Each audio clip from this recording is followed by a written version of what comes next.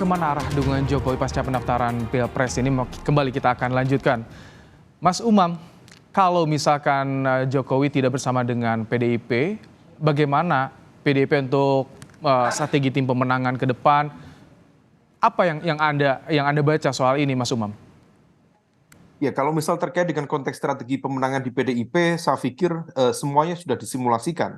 Maka kemarin deklarasi dan hari ini pendaftaran, saya pikir itu adalah sebuah langkah pasti bagaimana kemudian PDIP meletakkan variabel Jokowi di luar kalkulasi strategi yang akan dilakukan dalam konteks pemenangan Ganjar Mahfud. Tetapi di saat yang sama, ini yang kemudian menjadi penting untuk dibaca adalah lalu bagaimana cawapres dari Pak Prabowo diakui atau tidak? Dua pasangan capres-cawapres yang sudah mendaftar, Anies Muhaimin, kemudian ada Ganjar Mahfud. Dua-duanya menggunakan variabel Nahdlatul Ulama sebagai cawapres di masing-masing mereka.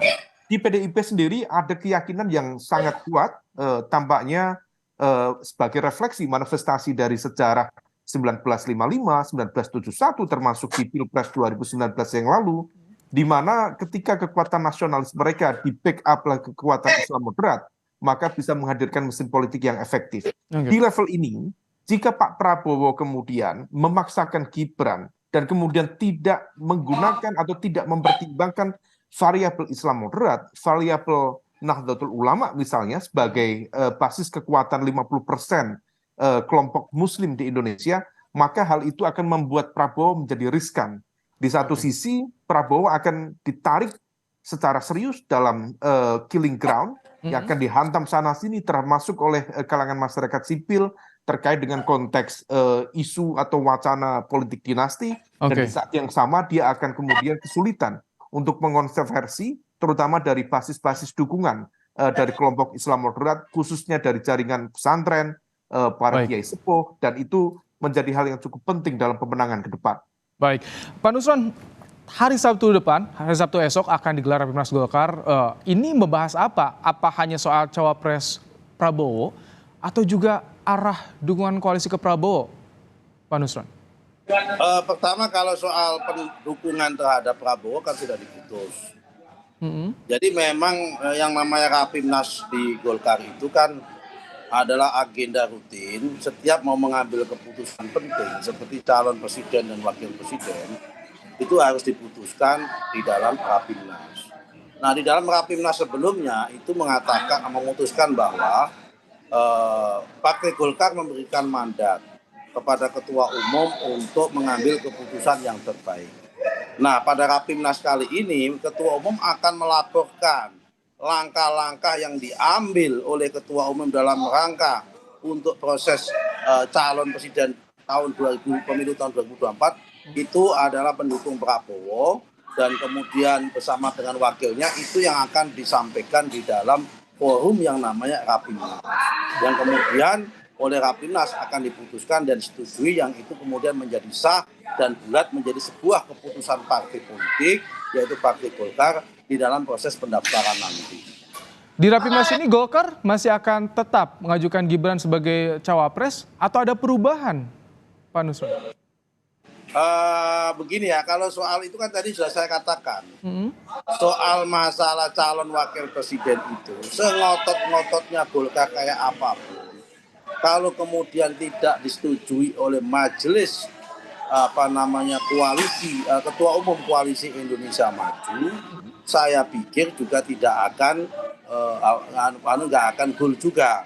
Karena itu sekali lagi soal calon wakil presidennya kita serahkan sama Ketua Umum DPP Golkar namanya Pak Erlangga Hartarto yang memutuskan bersama Ketua Umum Partai Koalisi Indonesia Maju. Itu dulu aja. Soal siapa yang nanti tunggu tanggal mainnya, saatnya deklarasi diumumkan dan kemudian saatnya pendaftaran akan dilaksanakan.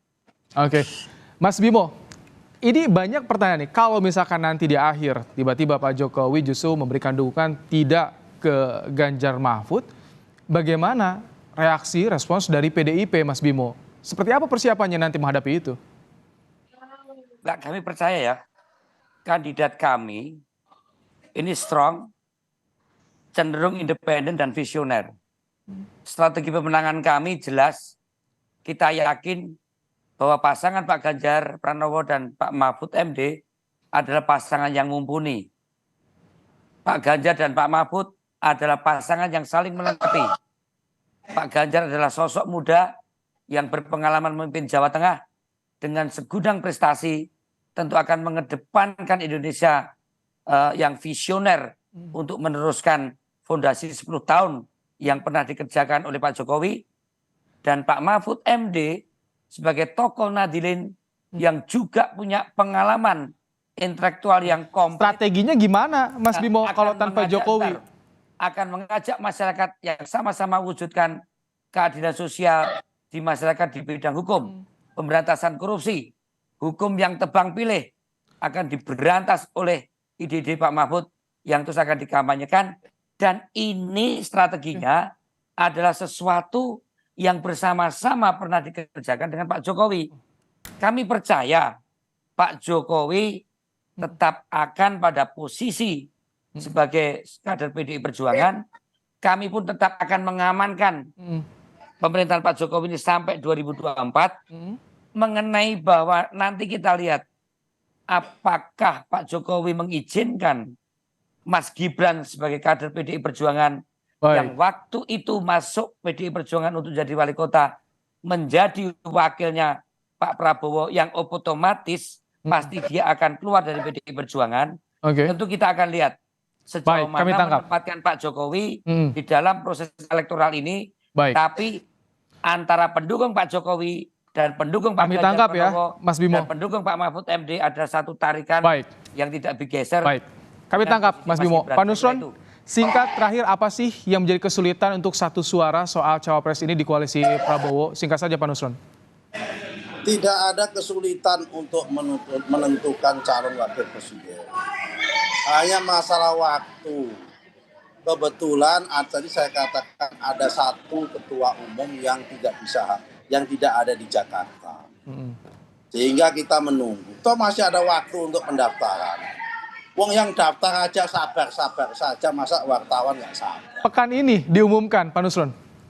Ya pasti, yang pasti sebelum pendaftaran ditutup, sudah akan diumumkan, dan kita juga pasti akan daftar. Kapan hari pastinya? Karena publik juga menunggu, Pak Nusron. Ya, yang daftar saja nggak kesusu kok, masa yang presenter TV kesusu.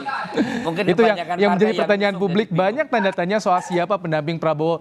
Tapi terima kasih Pak Nusron. Tunggu tanggal mainnya. Kalau tiba-tiba nanti wakilnya itu Aryo Bimo kan ya gimana coba tiba-tiba. Kita tunggu ya. Pak Nusron terima kasih. Mas Bimo juga terima kasih. Mas Umam terima kasih telah bergabung dalam program Kompas Petang sore hari ini. Sehat selalu Bapak-Bapak. Semoga Pak Nusron